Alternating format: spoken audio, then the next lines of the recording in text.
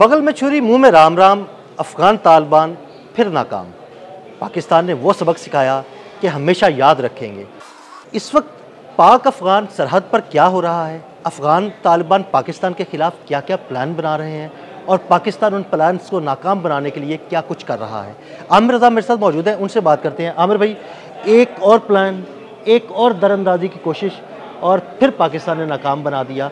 हमारे नाज़रीन को ये सारी सूरत हाल के बारे में बताइएगा। देखिए, सबसे पहली बात तो यह है कि 19 अक्टूबर को जो दोहा में मुज़ाकरात हुए थे, जिसमें हमारे वज़ीर दिफ़ा और उनके वज़ीर दिफ़ा जो थे वहाँ पर पहुँचे और दोनों ने ये फ़ैसला किया कि मिलकर दहशतगर्दी के ख़िलाफ़ करेंगे। जो हमारे सामने शिक्कें आई, मैंने उसके मुतल्लिक़ आपके साथ एक वीलॉग भी किया था, बताया भी था कि जो शिक्कें तय हुई हैं उसमें सबसे बड़ी शिक ये थी कि अफ़गानिस्तान की सरज़मीन जो है वो इस्तेमाल नहीं की जाएगी। लेकिन जैसे खरबूजे को देखकर खरबूजा रंग पकड़ता है, आप अगर किसी सांप की सोबत में रहेंगे तो आप भी जहरीले हो जाएंगे। तालिबान जो हैं आजकल भारत से हाथ मिलाए बैठे हैं और जिनका आपने बिल्कुल वो सही कौल है, ये नहीं के मुतल्लिक है कि मुंह में राम राम और बगल में छुरी। इन्होंने यही किया कि इस्तांबुल में जो दूसरा सेशन 25 को शुरू होना था, एक तरफ वो शुरू हुआ और दूसरी तरफ इन्होंने अपने दूरंदाज जो है वो भेजने शुरू कर दिए और अपने दहशतगर्दों को जो है पाकिस्तान की तरफ मूव करा दिया।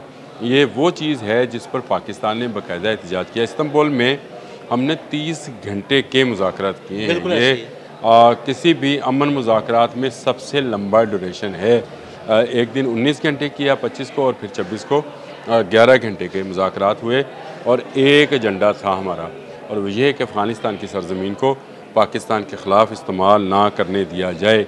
लेकिन इन्होंने क्या किया, एक तरफ मुज़ाकरात किए और दूसरी तरफ इन्होंने पाकिस्तान में दूरअंदाजी की कोशिश की, यानी अपने जो दहशतगर्द हैं उनको पाकिस्तान में दाखिल करने की कोशिश की।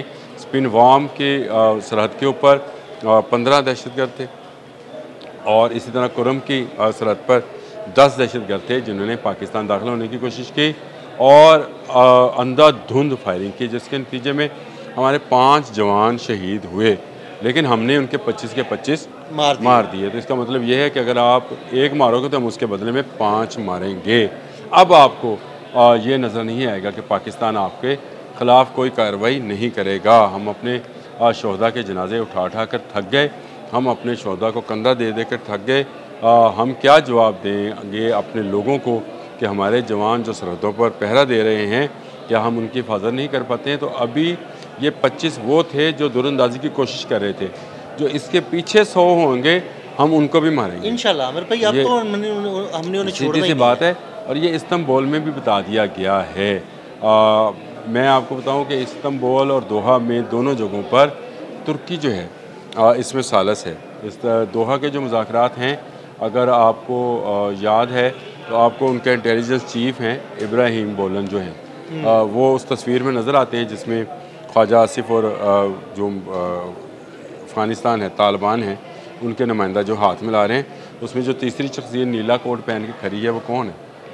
वो तुर्की के इंटेलिजेंस चीफ और तैयब अर्दवान के करीबी साथी हैं। इसका मतलब ये है कि तैयब अर्दवान ने अपना सबसे काबिल एतमाद जो बंदा है, जो उसका इंटेलिजेंस चीफ है, जिसके बारे में ये कहा जाता था कि किसी ज़माने में कि इसको जो है वज़ीर ख़ारजा बनाया जाएगा, लेकिन उससे भी इम्पोर्टेंट सीट जो है इनको दी। ये PhD डॉक्टर हैं और इस काम में बड़ी महारत रखते हैं, ख़ासकर टेबल टॉक में, और इनको इंटेलिजेंस चीफ बनाया गया तो इनके पास कौन कौन सी मालूमात होंगी। और ये सालस इसलिए बने थे ताकि अफ़गानिस्तान को समझाया जा सके कि आप मारे जाओगे अगर आप पाकिस्तान को छोड़ गए। कल के मुज़ाकरात, कल 2 दिन के मुज़ाकरात से तो अब सालिस भी परेशान है कि अफ़गान तालिबान तो धोखा देने पर मुकम्मल तौर पर उतरे हैं। आपको अगर याद होगा तो मैंने जब पिछले मुज़ाकरात थे तो मैंने आपसे कहा था कि इस दफ़ा इम्तहान सालसों का होगा, कतर और तुर्की का। और क्योंकि ये सबसे ज़्यादा कहते थे कि अफ़गान क्योंकि मुसलमान हैं तो आप एक मुसलमान को दूसरे मुसलमान कंट्री से नहीं लड़ना चाहिए। देखिए, अफ़गानियों को तुर्की जाना चाहिए था, कतर जाना चाहिए था, सऊदी अरब जाना चाहिए था, उनको मुत्तहिदा अरब अमारात में जाकर लोगों से बात करनी चाहिए थी। ये कहाँ गया? इंडिया। तो अब अगर ये इंडिया गए हैं तो फिर उसके कॉन्सिक्वेंसेस जो हैं ये भुगतें, क्योंकि पाकिस्तान किसी सूरत ऐसे शख्स के साथ दोबारा हाथ मिलाने को तैयार नहीं है जो भारत से हाथ मिला चुका हो या भारत की प्रॉक्सी वार में शरीक हो रहा हो। ये कभी झूठी धमकी डैम की देते हैं, कभी किसी बात पर भारतीयों की तरफ से पैगाम आता है। और अब भी देख लें कि इन्होंने फितनल हिंदुस्तान के लोगों को दाखिल करने की कोशिश की। ये फितना ख़वारिज के लोग नहीं थे, ये फितनल हिंदुस्तान के लोग थे जो स्पिनवार्म और कुरम के बॉर्डर्स को क्रॉस करके पाकिस्तान में दाखिल होते और यहाँ पे लोगों का अमन व अमान जो है उसको तबाह बर्बाद करते।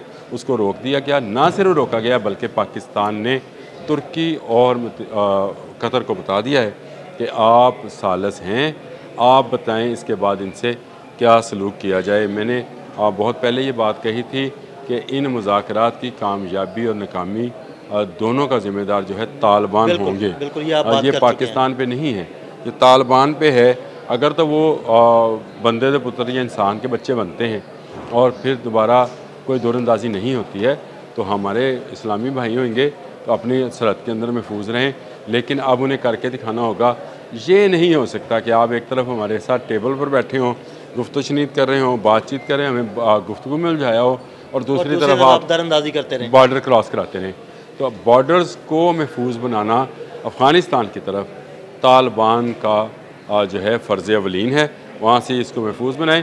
पाकिस्तानी बॉर्डर की फ़िक्र न करें, यहाँ के लोग जाग रहे हैं, यहाँ की फोर्सेस जो हैं वो हम वक्त चौकस हैं और जिस जगह जहाँ से भी कोई दूरअंदाज अब अंदर आने की कोशिश करेगा मारा जाएगा, बल्कि जो मुल्क के अंदर भी मौजूद हैं उनको भी मार दिया जाएगा। ये हो नहीं सकता कि हम जो हैं अपने लोगों की जानें देते रहें, कुर्बान करते रहें, अपने लोगों की शहादतें जो हैं वो करवाते रहें और खामोश रहें। अब खामोश नहीं रहा जाएगा। अब जो दहशतगर्द जहाँ पर होगा, चाहे वो अंदरूनी मुल्क है, चाहे वो बैरूनी मुल्क है, चाहे वो भारत है, चाहे वो अफ़गानिस्तान में है, चाहे कहीं से है, चाहे फितना ख़वारिज है, चाहे फितना हिंदुस्तान है, उसको उसके मंतकी अंजाम तक पहुँचाया जाएगा। ये है पैगाम इस्तंबुल। मैं आपको बता दूँ, अभी आपने पूछना ही था कि इस्तंबुल में फिर क्या फ़ैसला हुआ। तो इस्तंबुल का पैगाम ये है कि जो जहाँ पर पाकिस्तान के ख़िलाफ़ सोचेगा भी उसको वहीं पर दफन कर दिया जाएगा, चाहे वो अफ़गानी है, चाहे वो भारतीय है। अपने अपनी सरहदों के अंदर आप खुश रहें। हम किसी पर हमलावर नहीं होना चाहते, हम किसी की ज़मीन पर एक इंच का कब्ज़ा नहीं करना चाहते हैं। लेकिन ये नहीं हो सकता कि आप पाकिस्तान की सरजमीन के अंदर आएँ और बचकर वापस जाएँ। ये 25 मार कर हमने आपको बता दिया कि ये सिर्फ 25 नहीं है, आइंदा इसी हरकत हुई तो आपके 2500 मारे जाएंगे इंशाल्लाह। बहुत शुक्रिया अनवर भाई जी। बिल्कुल आमिर रज़ा ने बड़ी तफसील के साथ आपको तुर्किया में होने वाले मुज़ाकरात के बारे में बताया और ये भी बताया कि कितने दहशतगर्द हमने उनके मारे। अदील अहमद और आमिर रज़ा को इजाज़त दीजिएगा। अल्लाह हाफ़िज़। आपको अगर याद होगा तो मैंने जब पिछले मुज़ाकरात थे तो मैंने आपसे कहा था कि इस दफ़ा इम्तहान सालसों का होगा, कतर और तुर्की का। और क्योंकि ये सबसे ज़्यादा कहते थे कि अफ़गान क्योंकि मुसलमान हैं तो आप एक मुसलमान को दूसरे मुसलमान कंट्री से नहीं लड़ना चाहिए। देखिए, अफ़गानियों को तुर्की जाना चाहिए था, कतर जाना चाहिए था, सऊदी अरब जाना चाहिए था, उनको मुत्तहिदा अरब अमारात में जाकर लोगों से बात करनी चाहिए थी। ये कहाँ गया? इंडिया।